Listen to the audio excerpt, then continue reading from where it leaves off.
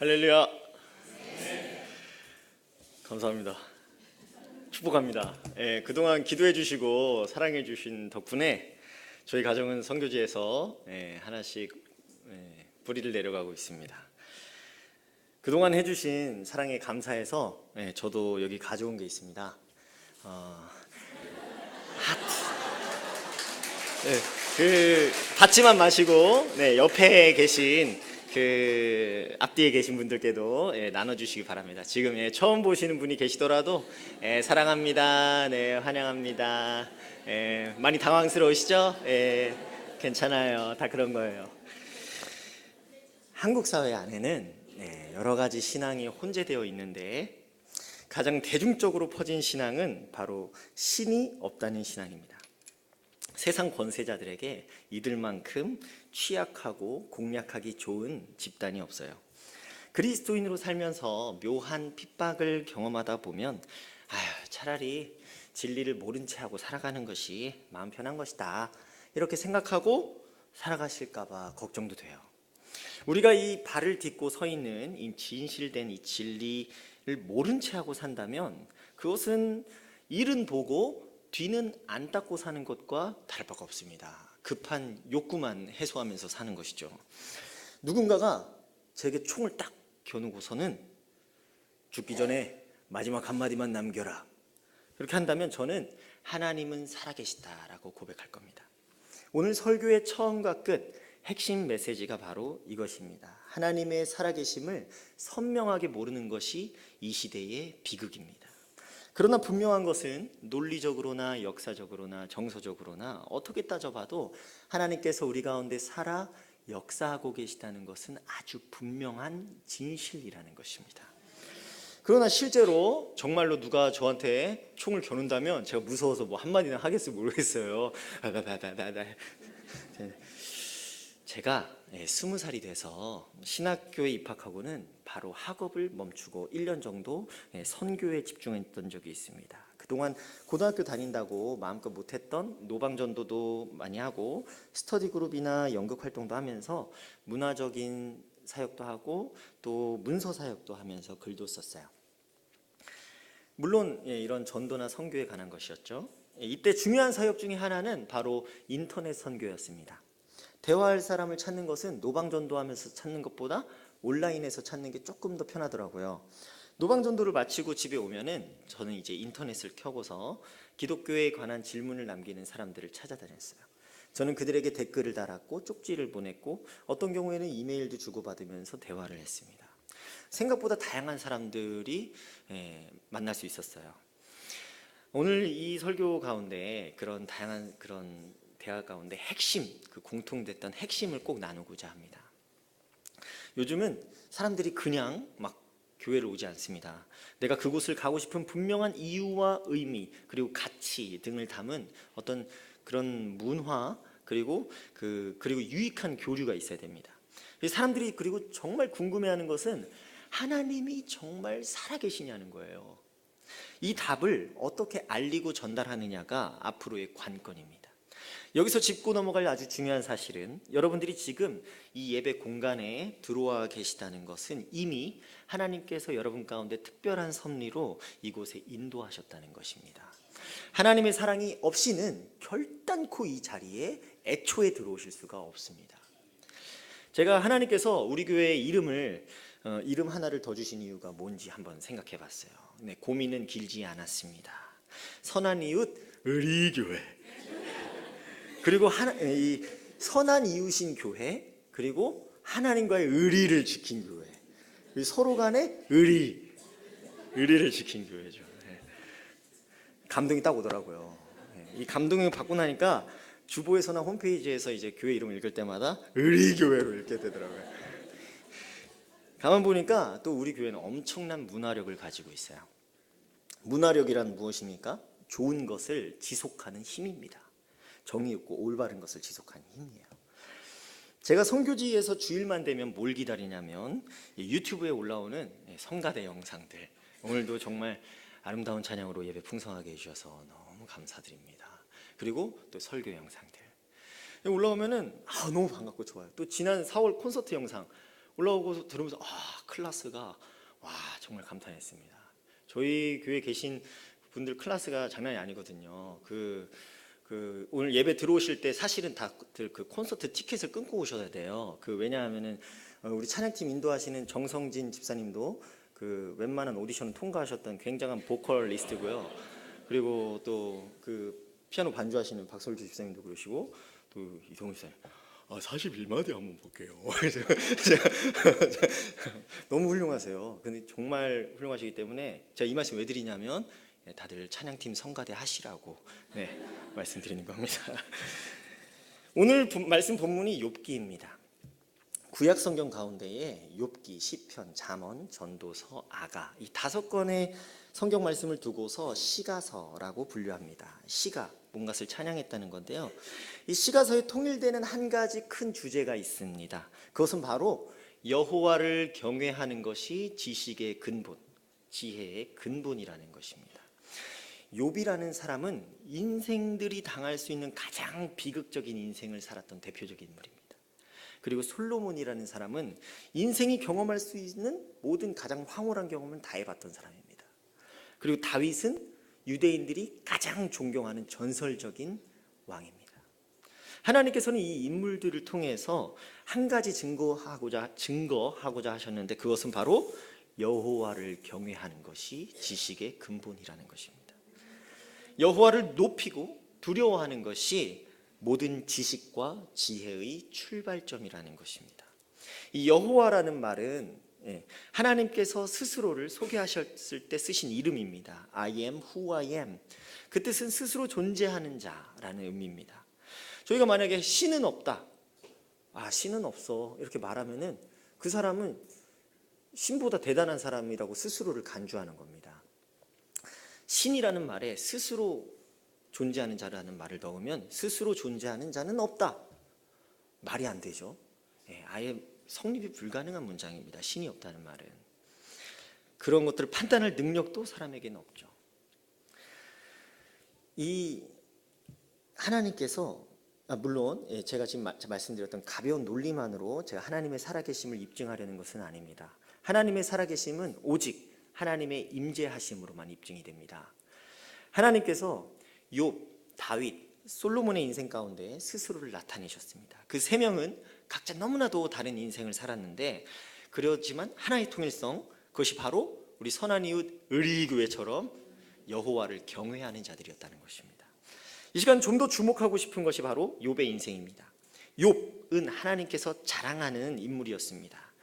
하나님께서 오직 믿음, 욥을 딱 보고는 정말 내가 보이지도 않고 들리지도 않는데 이 친구는 정말 나를 믿고 항상 예배드리고 나를 존경하고 경외하는구나. 정말 자랑스럽게 여겨서 모든 영들에 자랑했습니다. 이것을 시기 질투한 사탄이 하면서 못 견뎌서 욥을 집중 공격하기 시작합니다. 욥의 건강, 재산, 자녀들까지 모두 다 앗아갑니다. 욥의 아내는 이런 상황을 보면서 이게 다 네가 하나님 섬겨서 그러는 거야. 차라리 하나님을 욕하고 죽어.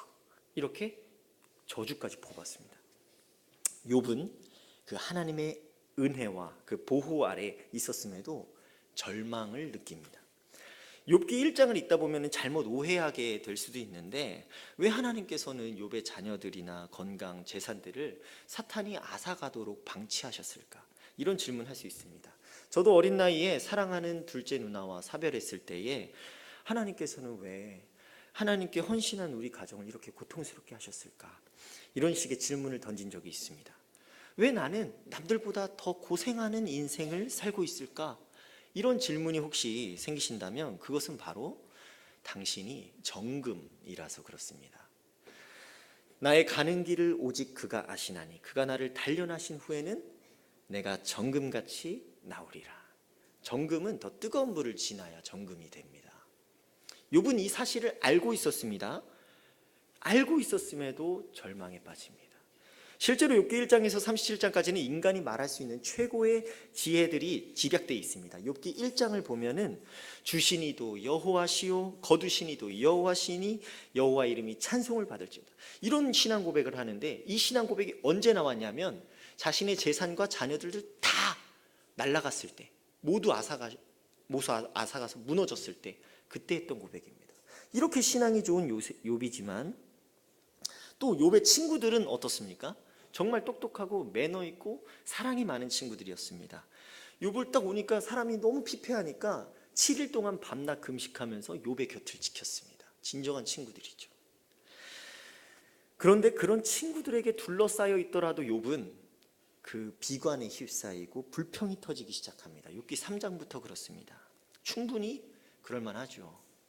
하나님께서 자랑하시던 그 믿음 좋은 욥도 내가 태어나지 않았으면 좋았을 걸, 이런 비관이 시작되고 절망을 느끼고 종교적으로 논쟁을 하고 합리화를 하면서 자기의 의의를 찾습니다.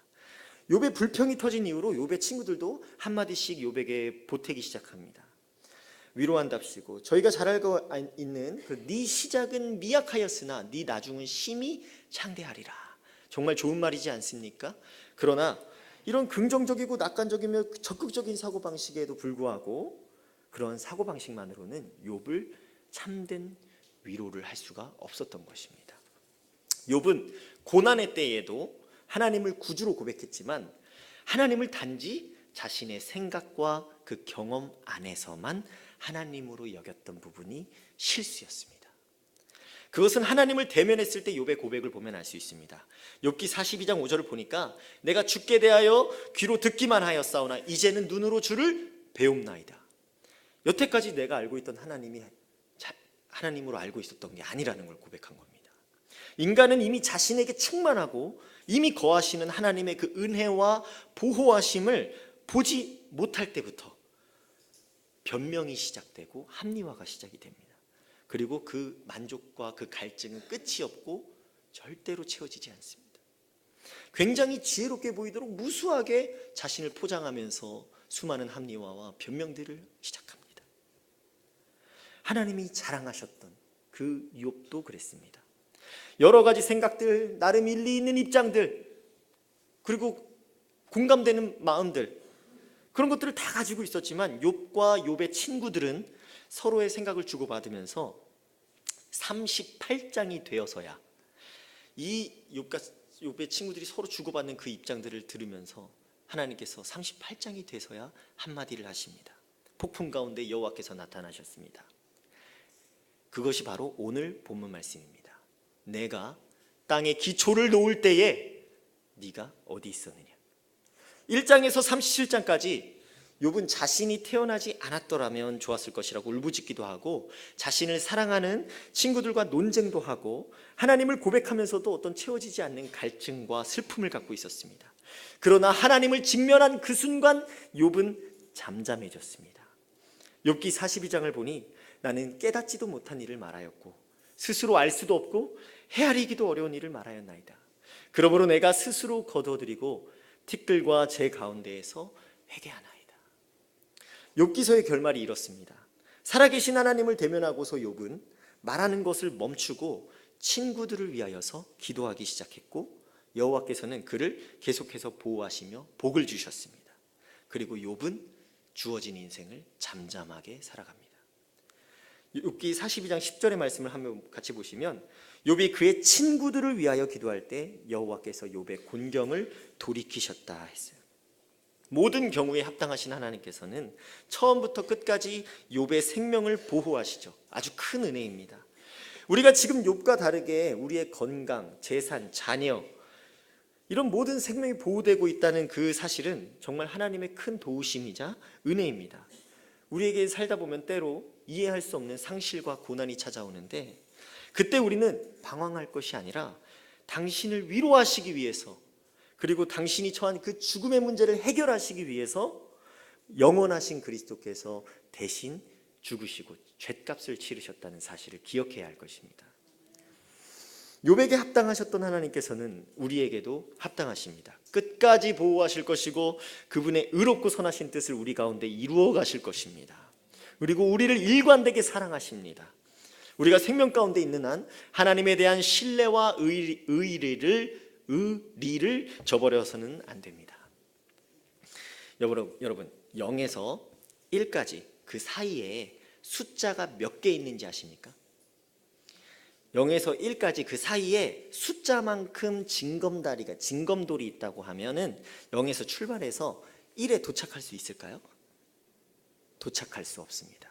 왜냐하면은 0과 1 사이에는 무한개의 헤아릴 수 없는 무한개의 숫자가 있습니다. 0.1, 0.2, 0.001, 0.002, 0.00001, 0.00001. 누군가 우리로 하여금 1로 가게 해주지 않으면 결코 그 무한의 고리에서 나올 수 없습니다. 우리 인생은 0에서 1까지 가는 것과 같습니다. 시작하신 분이 계시고 완성하시는 분이 계십니다. 하나님께서는 혼돈과 공허의 상태, 즉 0의 상태에서 이 세계를 창조하셨고 시작하셨습니다. 그리고 완성을 향해서 끊임없이 사역하며 선교해 나가십니다. 누구보다 열심히 선교하시는 분이 바로 우리 살아계신 하나님이시죠. 알파와 오메가는 바로 우리 하나님이십니다. 시작하신 분도 하나님이시고 완성하시는 분도 하나님이십니다. 사람은 0에서 1까지 숫자도 다 못 세는데 어떻게 감히 하나님이 있고 없고를 판단하고자 합니까? 하나님께서 스스로를 나타내시지 않고서는 결단코 하나님의 살아계심을 경험할 수 없는 것입니다. 이 하나님의 살아계심이 나타난 그 모든 증거가 이 말씀 안에 있습니다. 이 말씀이 바로 증거입니다. 그분께서 왜 우리의 삶을 시작하셨고 왜 어떻게 우리의 삶을 완성해 나가실 것인지를 여러분들께서는 구하시고 물으시기를 바랍니다. 우리의 구원을 확정해 놓으시고는 0과 1까지 가는 것으로 확정해 놓으시고는 소망이 흔들리게 하지 않도록 예수 그리스도의 십자가로 완벽하게 구원을 보장해 놓으셨습니다. 고정시켜 놓으셨습니다. 혼자 힘으로 살아보겠다고 무수히 많은 방황을 여러분들 하시겠습니까? 우리의 인생도 이 세계도 모두 하나님의 손으로 경영되고 있습니다. 제가 부부싸움을 했습니다. 싸움의 주제는 이것입니다. 연애를 할 때는 화도 한 번 안 내고 제 표정이나 눈빛이나 항상 다정하고 따뜻했는데 왜 결혼하고서는 뭔가 무뚝뚝해지고 시큰둥하고 변했는가? 이것은 사기 결혼인가 아닌가? 혹시 여러분 이런 주제로 싸워보신 적 있으십니까? 처음에는 저를 보호하고자 이변명 저변명 하기에 바빴습니다. 하루는 0.1을 말하고 하루는 0.4를 말하고 하루는 0.001을 말하고 어차피 인생은 0에서 1까지인데 제가 너무 말이 많았죠. 욥은 하나님을 만나고서는 잠잠해졌습니다. 저도 이 깨달음이 있고서는 잠잠히 아내가 하는 이야기들을 들어보니까 나름 일리가 있습니다. 조금 더 묵상해 보니까 왜 나는 가정을 위해서 욥이 했던 것처럼 더 기도하지 못했을까? 왜 나는 기도를 붙잡기보다 나만의 기준이나 합리화를 붙잡고 있었을까? 이런 생각이 들었습니다. 신약에 욥과 비슷한 경험을 했던 인물이 있습니다. 사도 바울은 부활하신 예수 그리스도를 만나기 전까지 남녀를 막론하고 예수를 믿는다는 사람만 보면 핍박하고 처형했습니다. 다메섹으로 가는 길에 사도 바울은 예수님을 마주하게 됩니다. 예수님께서는 바울을 만나서 딱 한마디만 하셨습니다. 나는 예수다. 네가 핍박하는 예수다. 그리고 이 예수님을 만난 이후 사도 바울은 주님 앞에서 잠잠해졌고 평생을 주의 일을 위해서 헌신하는 사람으로 거듭납니다. 사도 바울은 예수님을 만나고서 시력을 잃어버렸습니다. 내가 예수님 딱 나타났을 때 그 눈 딱 감았어야 되는데 예수님 보지 말고 모른 체하고 살았어야 되는데 내가 예수님 너무 가깝게 봤어. 이런 불평불만하지 않았습니다. 진실된 예수 그리스도 앞에서 그는 잠잠해졌습니다. 왜냐하면 그는 진실을 보았기 때문이죠. 주님은 아나니아를 보내셔서 그에게 안수하셔서 사도 바울을 세우시고 그리고 그 눈을 낫게 하셨습니다. 끊임없이 은혜를 베푸셨습니다. 욥은 하나님을 대면하고서는 말이 멈췄고 회개를 시작했습니다. 친구들을 위하여서 기도하기 시작했습니다. 사도 바울은 온 땅을 다니면서 예수 그리스도가 만왕의 왕 구주시라고 선포하며 다녔습니다. 진실을 보았기 때문이죠. 우리가 0에서 1까지 살아가면서 사람마다 정말 무수히 많은 생각을 하고 있고 각자 너무 다른 생각을 하고 있고 너무 입장차가 다 다릅니다. 무수히 많은 감정들이 섞여져 있고 엄청나게 많습니다. 그러나 우리의 존재를 확정하시는 분께서 우리를 지탱하고 계십니다. 우리가 만약에 이 지탱하시는 분을 의지하지 않으면 우리는 계속 그 무한한 그 숫자들 위해서 이쪽 징검다리 갔다가 저쪽 징검다리 갔다가 이렇게 무수한 방황만 일삼게 될 것입니다. 때론 살아가면서 예수님께 서운할 때가 있습니다. 때론 교회 오면은 예수 그리스도 이름만 말하고 나는 기도 제목이 정말 많고 구체적이고 기도하고 의뢰하는데 교회 와서 듣고 또 말씀 읽으면 항상 나오는 한마디 말씀이 나는 예수다. 이 한마디밖에 없어서 서운할 때가 있는 겁니다. 나는 고민이 이렇게 많은데 왜 예수님의 대답은 나는 예수다 뿐일까? 주님, 제가 이번에 사업 종목을 좀 바꾸고자 하는데 주식 종목을 바꾸고자 하는데 0.03이 좋을까요? 여러분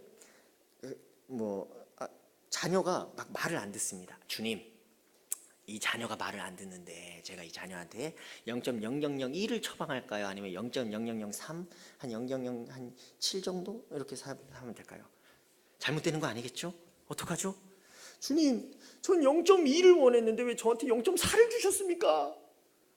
어떻게 그러실 수 있어요? 하나님, 제 불쌍한 인생 어떡합니까?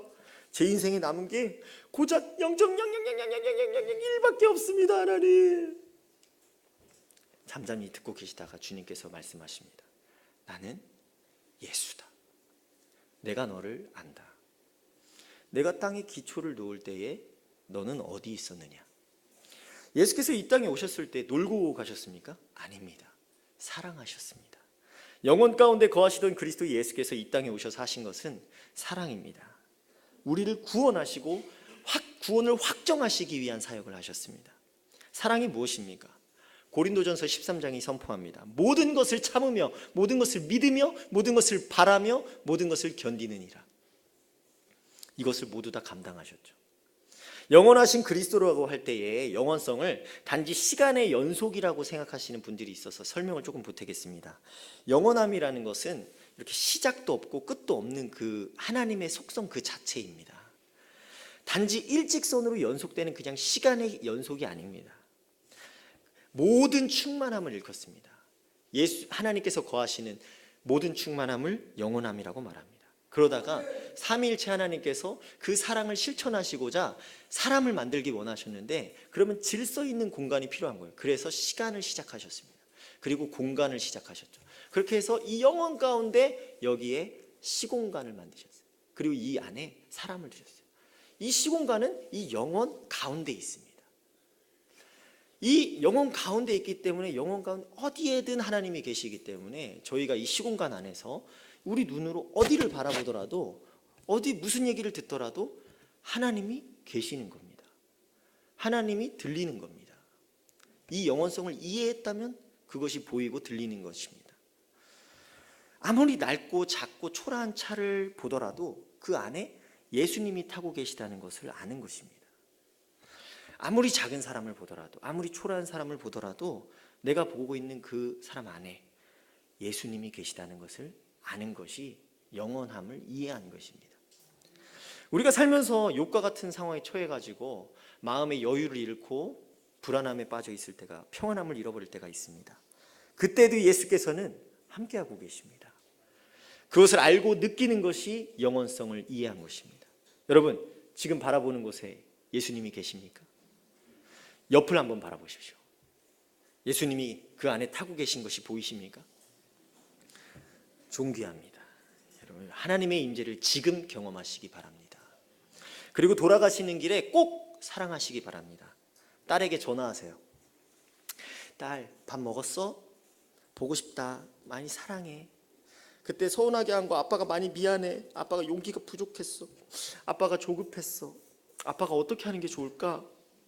그러면 딸이 얘기하겠죠. 아빠, 뭐 잘못 먹었어? 갑자기 왜 그래? 그런다고 내가 공부할 것 같아? 그런다고 내가 살 뺄 것 같냐고? 그런다고 내가 결혼할 것 같아? 이 속을 뒤집는 경우의 수가 얼마든지 있습니다. 이 0에서 1까지 사이에는. 당황하지 마시고 어차피 인생은 0에서 1까지예요. 그냥 하나님이 시키시는 대로 살아가면 됩니다. 오직 사랑. 어느 날 중학생 아들이 찾아옵니다. 엄마, 내가 못생겨서 그런지 반 여자애들이 다 나를 싫어해. 그리고 나 야동을 못 끊겠어. 속이 뒤집히고 역겨움이 올라옵니다. 이 쓰레기 같은 새끼, 지 아빠 닮아가지고 아이고 더러워. 어차피 인생은 0에서 1까지입니다. 하나님이 그 자녀를 붙잡고 계시고 또 자녀와 함께하고 계십니다. 자녀 손 붙잡고 엄마랑 기도하자. 기도하고 노력하면 바꿀 수 있어. 용기를 내서 며느리에게 전화를 걸었습니다. 애미야, 내가 그때 너무했던 것 같구나.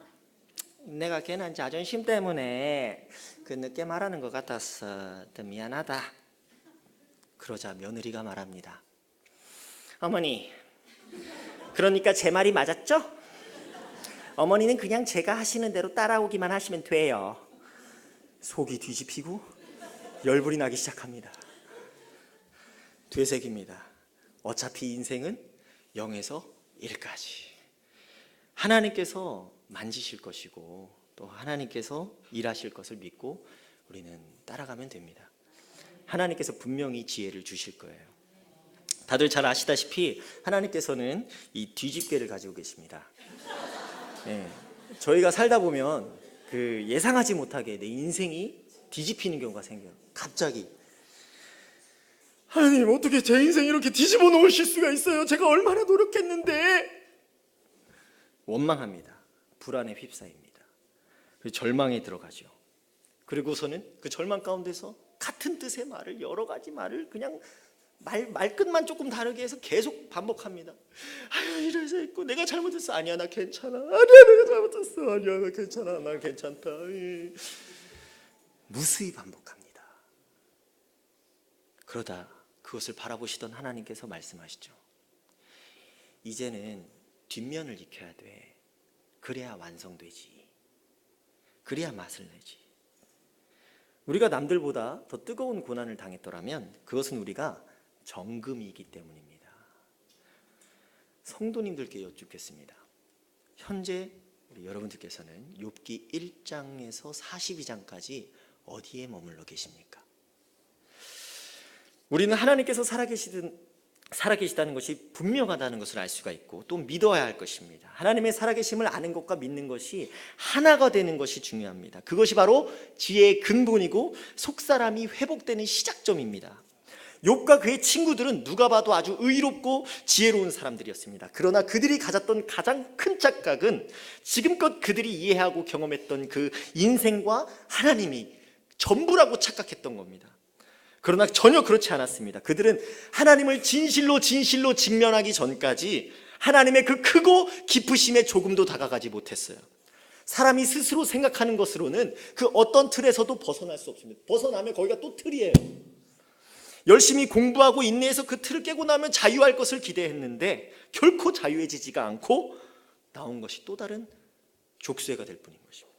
정성을 다해 조언해도 끝이 없는 것입니다. 그것이 인간이 가진 바로 유한함입니다. 우리가 스스로 충만해지려고 아무리 노력해봐야 결코 충만해질 수가 없는 구조인 것입니다. 우리의 최종적이고 궁극적인 틀은 오직 하나님뿐이십니다. 그 이상의 것을 말할 필요가 없습니다. 예수 그리스도를 따르지 않고서는 결코 참된 사랑으로 나아갈 수 없습니다. 인생의 시종을 우리 하나님께서 이미 결정하셨고 이끌어가고 계십니다. 우리가 누구이며 어떻게 완성하실지 우리는 물으면서 간구하면서 나아가면 됩니다. 사도 바울은 이렇게 고백했지요. 교회는 예수 그리스도께서 모든 충만함을 지고 계시다는 것을 말하기 위하여서 에베소서 1장 23절에 이렇게 말합니다. 교회는 그의 몸이니 만물 안에서 만물을 충만하게 하시는 이의 충만함이니라. 우리 다음 말씀 우리 같이 읽었으면 좋겠습니다. 에베소서 3장 14절과 19절입니다. 그의 영광의 풍성함을 따라 그의 성령으로 말미암아 14절입니다. 네, 시작. 그의 영광의 풍성함을 따라 그의 성령으로 말미암아 너희 속사람을 능력으로 강건하게 하시오며 믿음으로 말미암아 그리스도께서 너희 마음에 계시게 하시었고 너희가 사랑 가운데서 뿌리가 박히고 터가 굳어져서 능히 모든 성도와 함께 지식에 넘치는 그리스도의 사랑을 알고 그 너비와 길이와 높이와 깊이가 어떠함을 깨달아 하나님의 모든 충만하신 것으로 너에게 충만하게 하시기를 구하노라. 부모의 자존감을 자녀가 물려받습니다. 부모가 세상을 바라보는 눈을 자녀가 그대로 받습니다. 저희가 변질되고 왜곡된 것을 물려줘서는 안 될 것입니다. 예수 그리스도의 영광의 풍성함과 그 하나님 사랑의 충만함을 가득히 물려줘야 할 것입니다. 그런 과정이 일어나는 곳이 바로 교회입니다. 영원하신 그리스도 예수의 인재가 있는 바로 그곳이 교회입니다. 이 예배 시간에 그의 성령으로 말미암아서 우리 속사람을 능력으로 강건하게 하시기를 구합시다. 우리 삶의 찢기를 버리고 하나님 앞에 잠잠히 그분의 뜻과 행함을 구하며 살아가기로 결단하는 시간이 되도록 합시다. 사랑하는 의리교회 식구 여러분, 말씀을 정리하겠습니다. 이 땅에 기초를 놓으신 하나님께서 살아계십니다. 우리의 인생을 하나님께서 시작하셨고 또 완성하실 것입니다. 우리의 인생은 어차피 0에서 1입니다. 우리의 뜻대로 우리의 계획대로 진행되는 것이 아닙니다. 그 삶을 시작하게 하신 하나님께서 우리를 사랑하고 계시고 지금도 우리 삶을 주관하고 계시고 책임지고 계십니다. 그 하나님께서 우리 삶을 충만하게 하시기를 구합니다. 무엇으로 끊을 수 없는 하나님의 그 영원한 사랑, 그것과 동행하시기를 바랍니다. 그 사랑의 너비와 길이와 높이와 깊이를 잘 깨닫고 그 사랑에 의지해서 행하심으로 하나님의 충만케 하심을 누리시는 우리 모두가 되기를 소원합니다. 저는 이제 의리교회 파송을 받았기 때문에 의리 있게 필리핀에서도 같이 사역하면서 계속해서 사역해 나가겠습니다. 같이 기도해 주시기 바랍니다. 제가 기도하겠습니다.